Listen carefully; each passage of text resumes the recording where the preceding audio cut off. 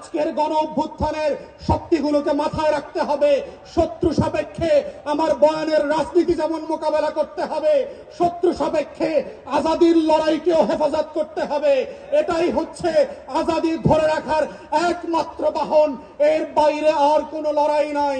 এবং সেই লড়াইতে আমরা চাই নতুন করে আবার ইনকিলাব জিন্দাবাদ হয়ে ভারতবর্ষের আনাচে কানাচে থেকে, হর্ষদ মোহানির ভয়েস থেকে, আজকে যেভাবে হাদির কণ্ঠকে দিয়ে সারা বাংলাদেশ আত্মস্থ করেছিল, সেই ইনকিলাব আবার আবাবিলের মতো আসমান থেকে ফিরে আসবে।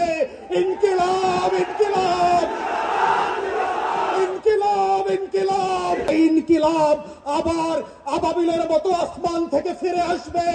ইনকিলাব ইনকিলাব ইনকিলাব ইনকিলাব